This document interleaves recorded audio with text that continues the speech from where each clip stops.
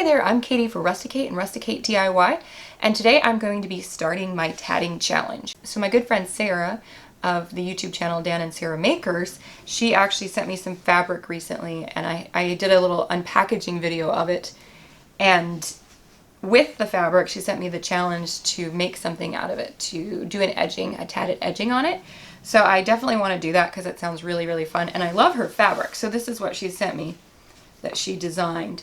And she's going to do a video also on how she designed it and that process, and she'll post that, and I'll try and have a link to that either below or on this video if you want to check it out, because that's pretty cool. I know I'm going to check it out and see how she did it, because I have not done this myself and I always love to learn new techniques. Anyhow, what I'm going to be doing today, this does have a raw fabric edge on it, so I'm going to be doing a little bit of a hem on it. And then I'm going to come back and do tatting. I haven't decided yet if I'm going to do a tatted edge or just like embellishments or something on the corners or exactly what I'm doing. So I look forward to sharing that process with you. I hope you'll learn something along the way, that you'll enjoy the process. I know I will enjoy it because this is a cool challenge. I haven't done this exact thing before.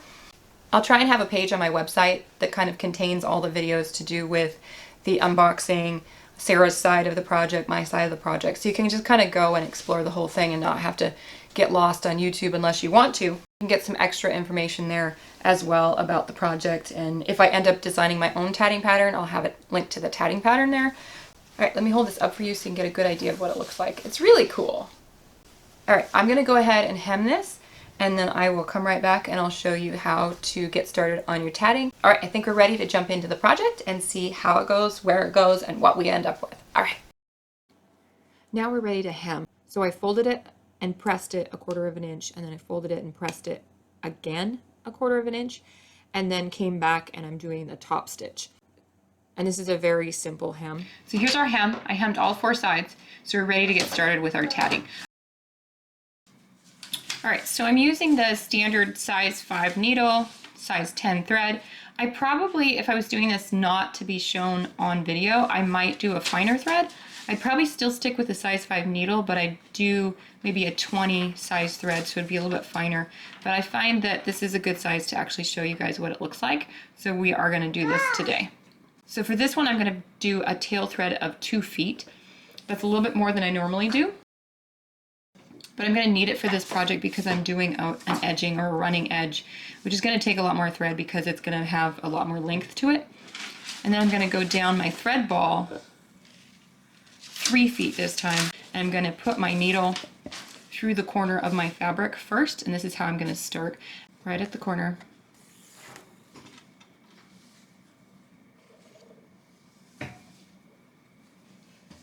And then, like I said, I'm going to start between the needle and the thread ball, or where it's actually going to make my first knot here at the attachment point. I want to have at least 3 feet of thread. I'm going to make a knot, and then I'm going to start a chain. And the first round, or the first row of tatting, is all going to be chains. So I'm going to do 5 double stitches, 1 picot, 5 double stitches, and then attach it to my fabric after sliding it off the needle.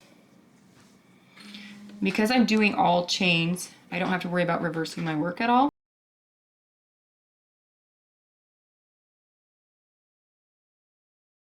Five, picot,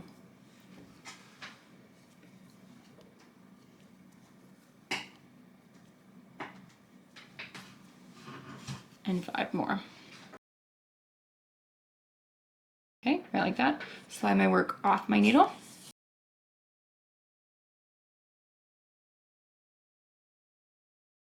And I'm going to use my finger as a spacer. So you could use a measuring tape for this if you want to be super precise, or you can just pick an object that's going to be roughly the same size every time. So this one is, my finger is going to make it roughly a 1/2 inch, give or take a little bit, between each chain. I usually go back to front.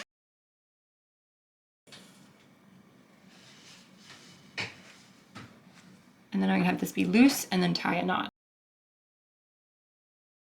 Now I'm going to do my special step, so I'm going to do that, and I will have a link on the video how to do that if you haven't done it before. You don't have to do it, it's not essential, but it does help the work lay flatter and be a little bit more sturdy.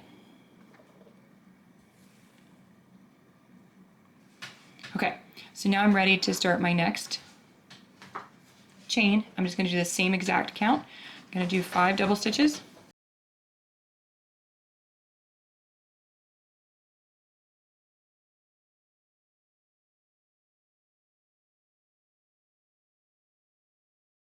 One picot, 5 double stitches.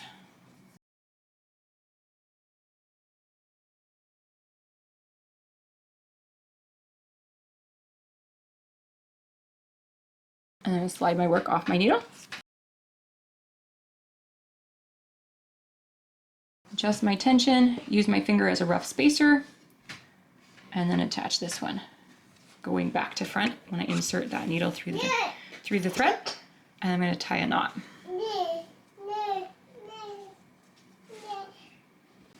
Now that I've finished 2 of these, I'm going to just keep doing the same count, making these chains over and over again and attaching them roughly that 1/2 inch between each one. And then after I've done both the top and the bottom of this, you could do this all the way around 4 sides, but for this particular project I'm going to just do the top and the bottom hems. And then once I get those completely done, I will come back and I'll show you how to do that finishing step, how to attach the last one. Okay, so I've done my first round or first edging on the hemmed edge all the way along, both the top and the bottom. And on this one, I just have one more to do. I'm going to do my final chain right here, and then I'll tie it off. And I did do my special step, so I'm ready just to start my chain. 5 double stitches.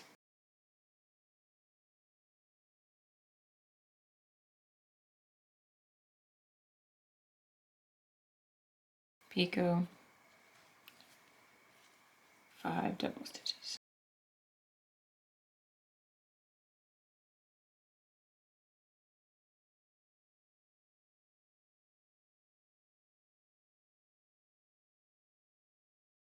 Slide my work off my needle.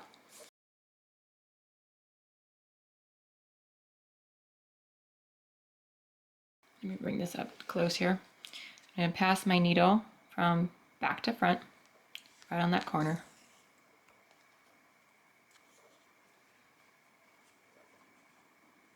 Pull it tight and make a knot. This one I'm going to actually do 2 knots to make it extra strong. And then I'm going to hide my thread ends by passing my needle back up through the center at the core thread of this chain right here. Snip my ends, and then I will show you the next step. So I've hidden and then cut off the thread ends. So we're all done with the first round. For this one, we're going to do a combination of rings and chains. So let me thread my needle. All right, so I'm threading my needle again for the second round. I'm going to be doing try 3 feet of tail thread. It's going to be a lot to not get tangled, but you're going to want a lot of thread because we're going to be covering a lot of ground with this. And then I'm going to go roughly 3 feet down the thread to the thread ball before I attach it to my fabric. And for this one, I'm going to actually attach it to the fabric at the same place that I did my first chain.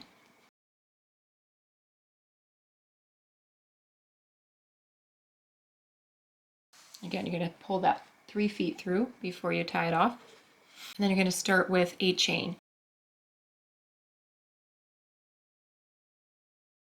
So the chain's going to be a little bit different count. It's going to be 10 double stitches and no picots. So just flat out 10 double stitches.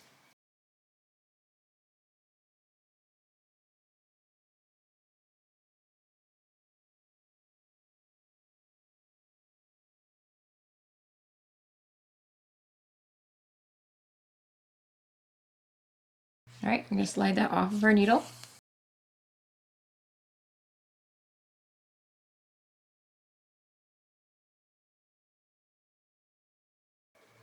We want this to stay loose, so I'm not going to be tying a knot at the top. All right, now I am ready to do my first ring, so I'm going to reverse my work and start my ring. I'm going to do 3 double stitches, and then I'm going to join it to this first free picot of the previous round made. Then I'm going to do 6 double stitches,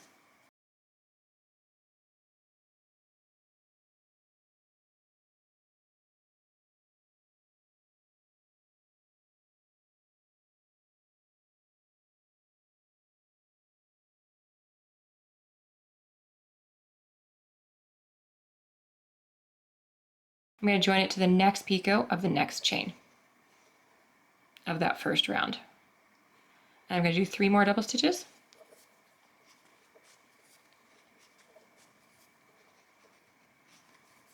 and close my work.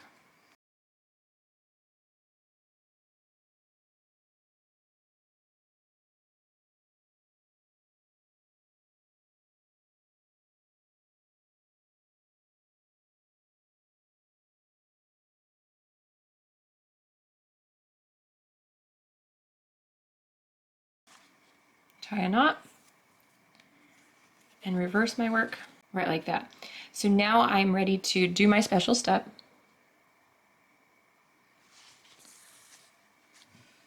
And then we're going to make our chain again. So 10 double stitches.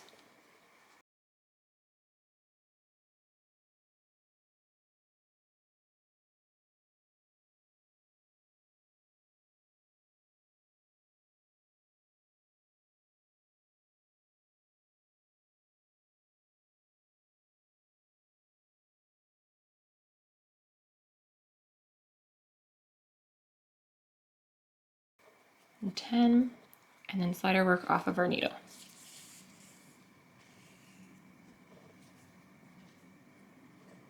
Shape it into a nice arch, but leave it loose, and then we're going to reverse our work again. Now that we've reversed our work, we're going to make our next ring. So 3 double stitches.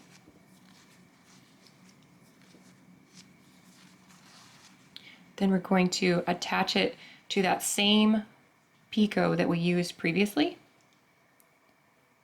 So it's going to be shared with the previous ring.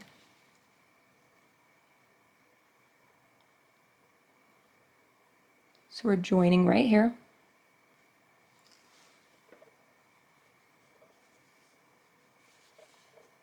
Then we're going to make 6 double stitches.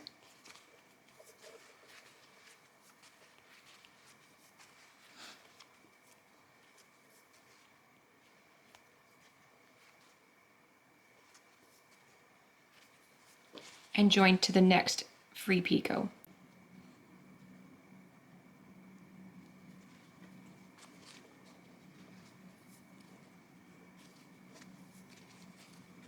Three more double stitches, and then close our work.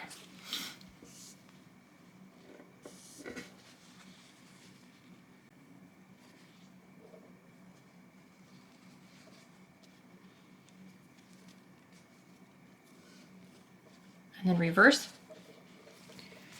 our work and make our special step.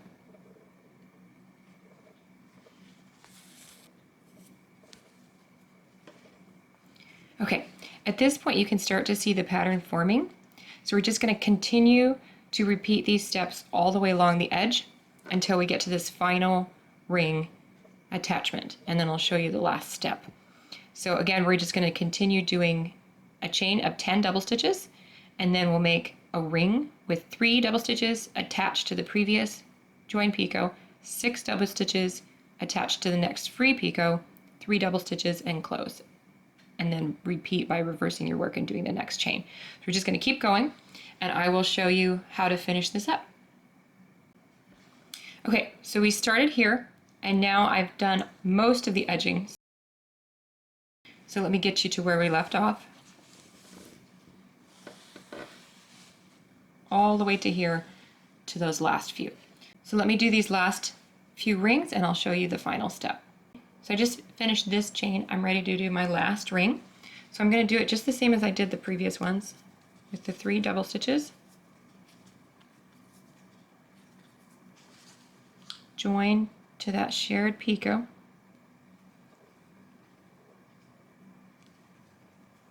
And then 6 double stitches.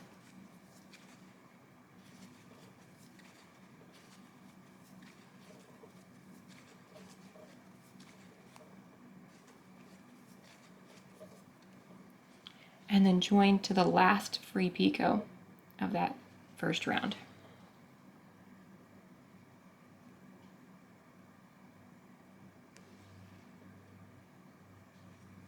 And 3 more double stitches.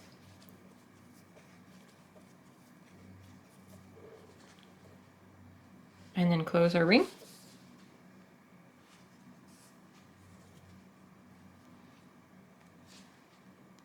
Tie our knot. Reverse our work. And for the last chain, we're going to do our special step. And for our last chain, we're going to do our special step, and then we're going to do 10 double stitches like we have so far.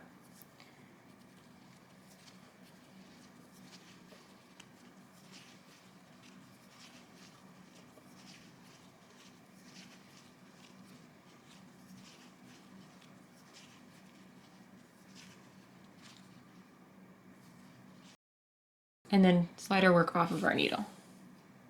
All right, at this point, we want to make sure it's nice and loose, and we're going to arch it over the top of this chain here. Put the needle from the back to the front through the fabric and pull it down. Once we get it shaped in the shape proportions we want, we'll tie 2 knots to make sure it's nice and secure.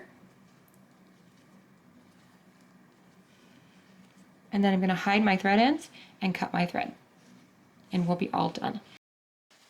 All right, so we are all done with this first row and halfway done with the second row. So this will show you the difference between the first and the second layers. It with the completed second layer. Here's it with the first layer. I'll show you how it looks at the end. So I'm going to go ahead and iron it, and then I will be all done. And I'm really happy with this project. I'm happy with the fabric. I'm happy with the edging. Very cute. One of the things I really love about this edging is it's going to be low maintenance. I'll be able to wash this and not have too much fuss getting it back to looking like this after it's dried. And that's one of the reasons I did very minimal picots, because the picots can be a nightmare sometimes after you've washed and dried an item to get them all straight again. So this is going to be very strong and low maintenance.